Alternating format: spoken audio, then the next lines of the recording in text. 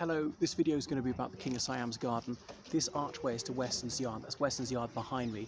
Just come through it, looking, and in front of me is north. I'm going north, maybe slightly north west. Anyway, go through here and then turn. I'm about to show you where the King of Siam's garden is. It's a very tiny place. No, not surprising. It's not marked on any maps. It's that away. We can see over here. And that is about the size of it. But anyway, so I'm going to turn right now.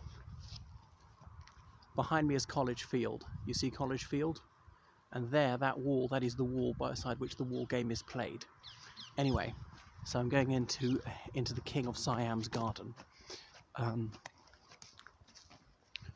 So what its connection to the King of Siam is, I'm not sure. I know there's a plaque about him right beside here, but did he pay for this place? I don't know.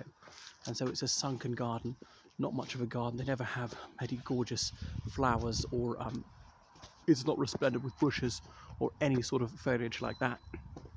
Just these two stumpy trees. That King of Siam set this up about 1938. So these things have obviously not grown very much in those decades, unless they've been replaced. And here is this statue of what's his name? Jason, isn't that right? God, I'm terrible at my classical mythology. Holding the slain Gorgon's head, Medusa, you know, with the snakes. A woman so unutterably hideous that just one look of it could turn you to stone. And look, what's that? He got draped over his shoulder, some animal skin, and then his belt's got this fig leaf, as it were, rather generously proportioned. His gigantic broadsword, and look at his helmet, complete with wings and a miniature lion head on it, as it's on the crest. Down here, 1918. It must date from before the King of Siam's garden thing. Maybe it's a First World War memorial. Kairete Nenikek Amen. Sorry, my English is so terrible. DDTB Höhler, I don't know who Höhler is, rather Germanic surname, especially as it's something to do with the First World War, I would guess, considering the year that the First World War ended. Equa hour, equa as in eques, night, aura as in gold, a knight of gold, as in a baronet, that kind of knight. Someone's playing Wakefield. And Nove Fundatores, it says there, new founders, as in those who donated money to the school the last 20 years or so. The whole yon gate, I've never ever seen it open, says private, and up high the school coat of arms, the lilies of the Blessed Virgin Mary, the fleur de lis of France on that midnight blue background, and the lion passant of England. And that is the Provost's garden, and I've been into it once because we was able to go in the Provost's lodgings over in that corner there, going to that library, Martin's library, because Sir Henry Martin, he, as his bequest, he donated his library to the school. This corner here. Yeah, and that door was open. I was able to open that door and walk right across this garden, and there was a little sundial. It said, "Save time, make time, while time lasts. All times, no time, when time's past." It stayed with me. I read it, my goodness, 26 years ago. I've never forgotten it after a single reading. So that is the King of Siam's garden, and I'll just show you a teensy bit more, that plaque about the King of Siam himself. So sometimes football teams or whatever would come here to pose, but that means soccer if you're American, and they would pose with that statue of, is it Jason behind them?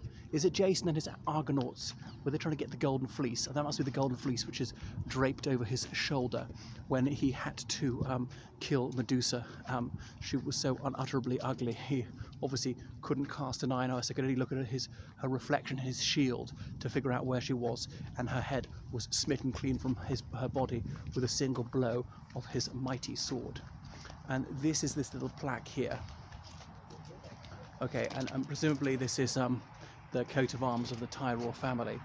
The most munificent, most serene Prince Prajad Hipok, King of Siam, former pupil of Eton, new flourishing garden, something, and I don't know the rest, in the year 1929. So there we go. All right, even my faulty Latin can tell you that much. And so this is the very historic part of the school. There's college, as in where the King's scholars live, and obviously the part of the same complex of buildings is the Provost lodging. The Provost is the live-in head of governors. It's Lord Waldegrave at the moment, a superannuated Conservative politician. The headmaster's house. Attached to it is College Hall, where the King's scholars dine. King's Scholars Colleges, same thing. election hall where they have the sort of swearing in when they're not actually elected, but they're elected as in they're chosen, not based on exam results.